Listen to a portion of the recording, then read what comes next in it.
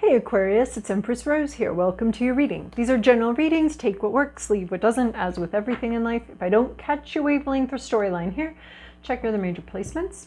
If I do catch your wavelength or storyline here, you can meet me over on Vimeo for an extended if you want. We're starting off with the tarot deck, doing a traditional tarot spread, a more traditional tarot spread. And then over on Vimeo, we'll add in the oracle cards and see what other information we can gather.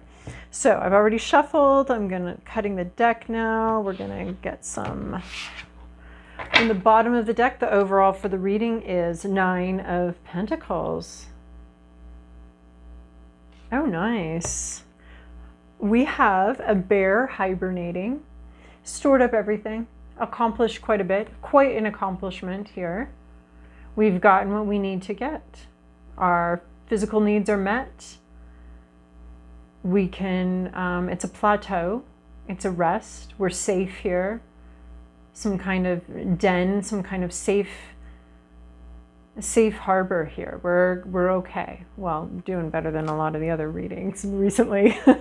So you could be seeking this out, wanting this level of accomplishment, wanting to rest in your abundance and in your accomplishments, wanting to not rest permanently, of course, not retire, but understand where you're at and know yourself and know trusting what you have to sustain you and to be there for you.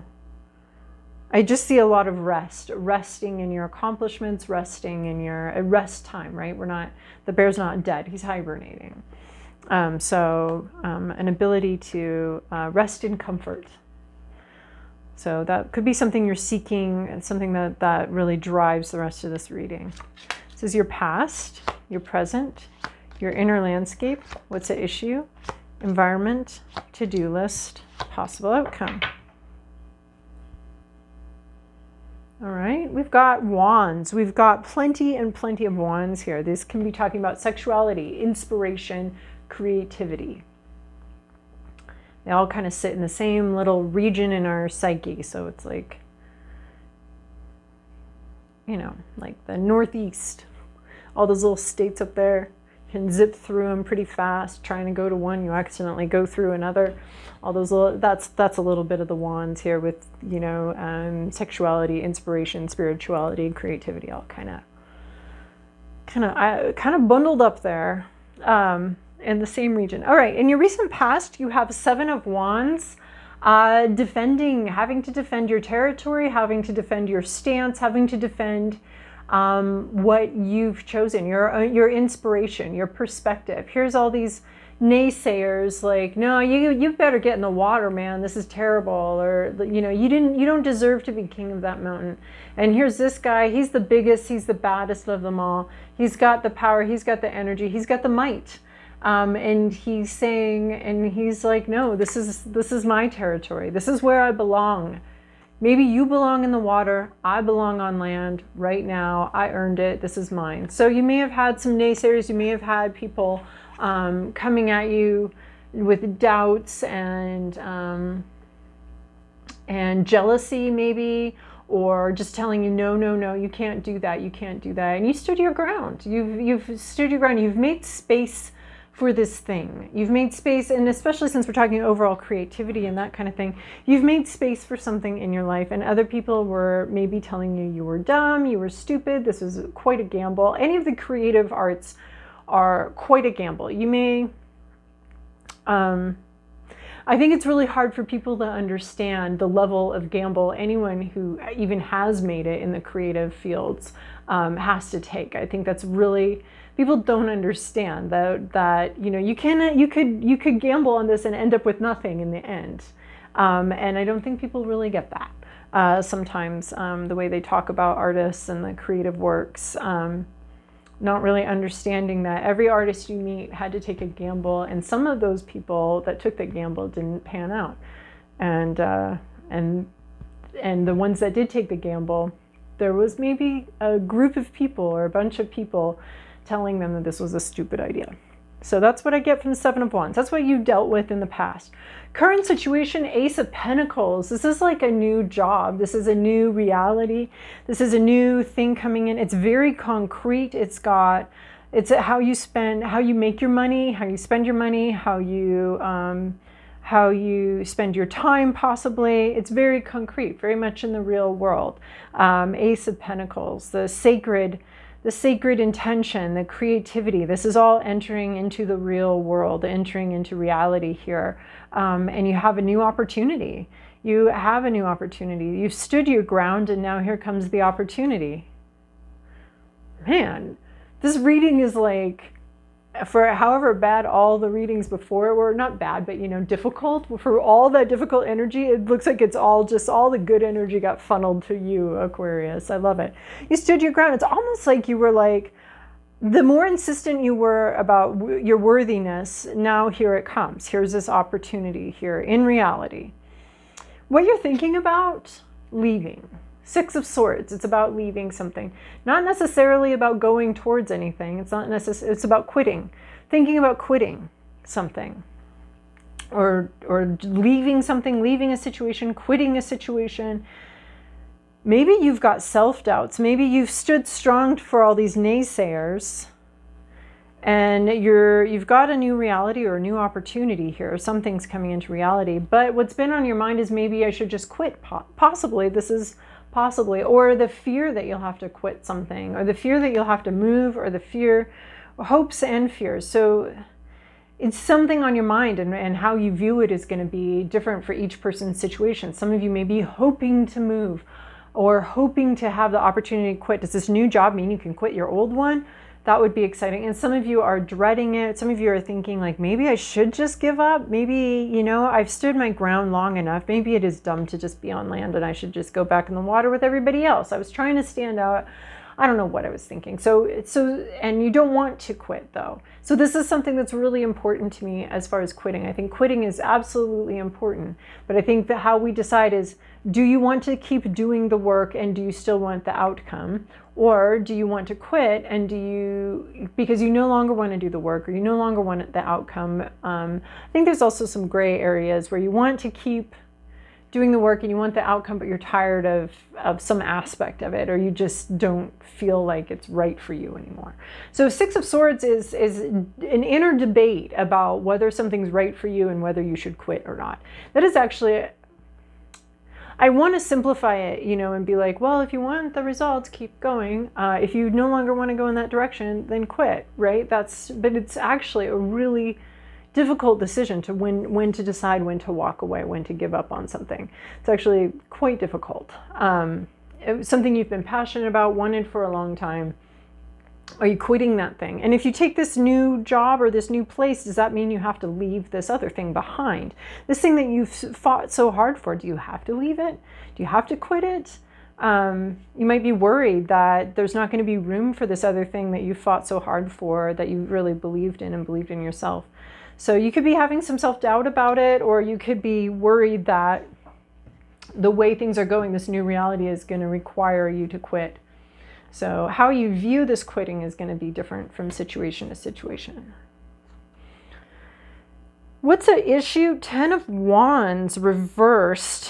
Whew, okay. Well, burden being lifted fairly effortlessly. Sometimes these cards are tricky though, you know, because it's like, it can start off with like all the bad cards in the deck, but whatever like bad cards, unwanted or least favorite cards to see. But how it flows and what position everything's in and what's in between those can actually turn that into, yeah, we're dealing with some difficult issues, but something great might come out of it. And this is like a lot of really good energy. But then you know, we're thinking of quitting, but there's all this great energy. So it's really interesting how the reading itself can twist and turn. So we have this 10 of Wands reversed. So 10 of Wands is a burden. It's a struggle. You've struggled against something. You've struggled. There's been a struggle here. But reverse means that you're being released of the struggle. It's very gentle here. 10 of Wands can typically mean it's time for you to stop fighting this. It's time for you to stop debating this, arguing with this, carrying someone else, doing what someone else is telling you to do, carrying a burden you never really asked for. It's time to stop. But with the Ten of Wands in reverse, we get a gentle release. We get the world around you allowing it to stop. You're the world around you permitting this to end, almost pulling it away from you. And I've gotten that message in a couple different readings. Virgo, Libra, at least this I want to let go, and this well, there's nothing to let go of because it vanished, it disappeared. So there's an ease, there's something that's been a burden, that's been very difficult, and it's being eased out of your grasp. You don't need, this isn't something you could even cling to if you wanted to, right? In the Ten of Wands upright, we're kind of holding on and we want to keep going. We could keep going, but maybe it's time to make the decision to release. But this is, you don't even have to make a decision here. It's being released for you. You're being, it's letting go. The burden is letting go of you just as much as you wanted to let go of the burden. So some sort of difficulty, some sort of obligation possibly is being lifted from your shoulders.